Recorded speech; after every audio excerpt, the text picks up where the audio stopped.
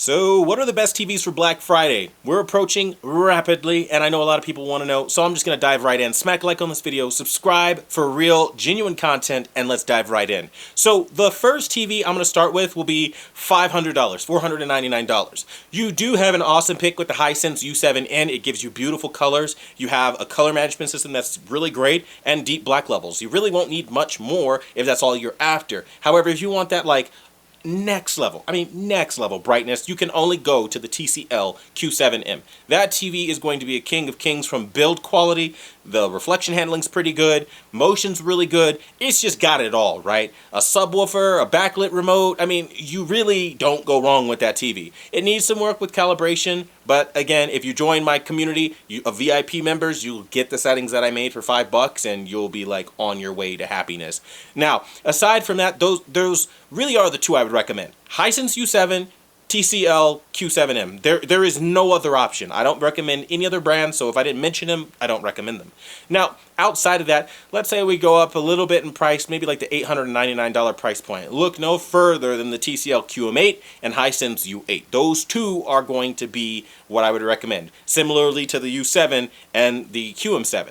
Now, if you're on the fence and you're like, which one between those two models and how do I make the determination, Hisense will always have better color management because they have a proper color management system.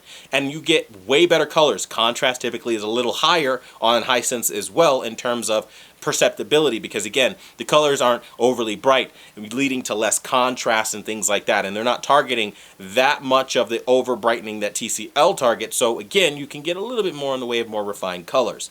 That leads to better contrast, impact, blah, blah, blah. But motion is really terrible on Hisense. So if you're a motion guy, Hisense isn't for you this year. If you're somebody that doesn't like posterization, where your image looks like, again, a piece of printed paper with ink that just went crazy with getting wet, you're not going to like the Hisense much this year. But aside from that, they do pretty good for almost everything else. Otherwise, I'd go for TCL for pretty much everything else overall. So that's basically going to cover the $500 up to like $800/$900 price range. But what if you were like in, I don't know, like let's say the $1,000 price range?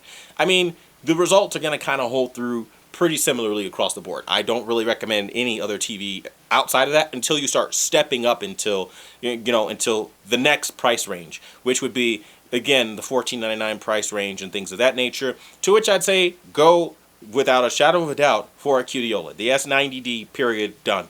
Call it a day. Don't look at anything else in that price range. There isn't anything that can compete with it. I've tested so many TVs and saved you the exhaustive work. It's just not worth it. I mean, really, that's what it boils down to. And then aside from that, you want to go to the most flagship level, you do have a couple other options, but the Samsung S95D at the $25.99 price range is the best choice. Don't do the G4. Stupid. It makes no sense because, yeah, while you can get a bigger screen size that's a WOLED and yada yada, it doesn't matter because the picture quality is ultimately the whole reason you're buying, and it's better to sacrifice size for quality. Again, you don't want the quantity and the quality is shit. I mean, it doesn't make any sense. And trust me, if you see the freaking LG out of the box, you won't want that shit anymore. And I was really impressed to see what the G2 did and the G1 did, and then to see the G4 was really underwhelming. So that was, yeah, not that great.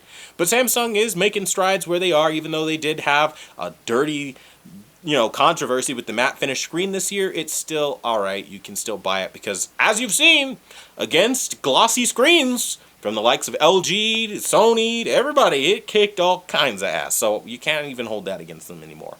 That being said, though, I mean, there aren't really that many options that I would select and say is good. Yes, people are crazy about the Bravia 9. Yes, people are crazy about the Bravia 7. Don't mean these TVs are good, though. Those are Sony fans buying because they want the Sony name. If they were good TVs, I would have told you because back in 2017, I was the #1 champion for the Sony X900E and then the X930E. I was championing those TVs like nothing you've ever seen because they were best. They were truly king of king TVs. And it just isn't worth it to start spending more money and getting low contrast, weak Sonys that look like shit. They just look bad. They should have stuck with QD OLED, but they didn't. Now, if you want a QD OLED, you can by all means go with the A95L. And I know people say it's the king of TV. It's not. I've compared it and tested it. It's not. Look at what I did for motion on those videos for the A95L, and you'll see how disgusting it is. It's just bad. There's no way around how bad it truly looks. But there are people that sweep that under the rug and call it whatever they will. I'm helping you by doing you the service of saving you, lugging that heavy fucker because I'm telling you, the Sony A95L is heavy, so don't go doing it to yourself. That being said, though, you have your options, so to speak, laid out before you. You have it the entry-level prices of $499. You kind of have your, oh, let's go a step below. If you want to go like, I don't know, sub $300, just get the TC, or rather the Hisense U6.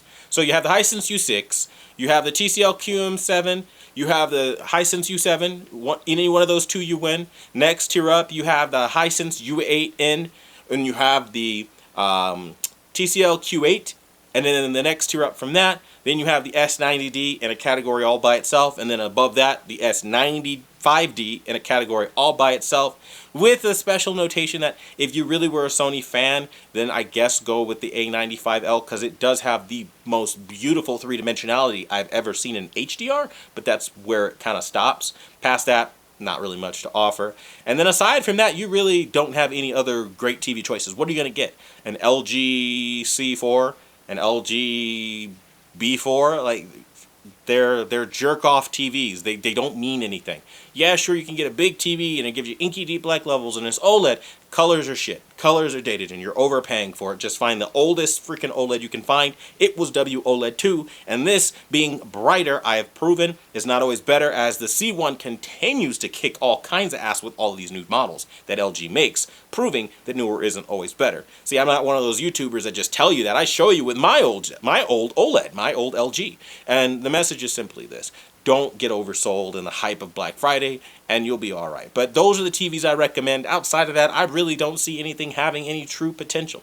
Yeah, sure, there are TVs here and there that we can't cover all of them, so we can't say everything in the world and everything that's on the market, but pretty much what most people are going to be buying is going to be these TVs. Now, I also understand that there are people, no matter what I say, that are just going to buy a Bravia 7 because they want a Sony and the price is right and the sizes are good. And to each their own. Have fun. But for that same money, Hisense and TCL will beat that Sony every day of the week. And if you don't know that, now you know. Hopefully this video finds some of you guys well for the holiday season. And if you're in the market for something, let me know what you're buying and why. Thanks so much for watching the #1 brand in honesty. And until the next video, I'll see you guys later.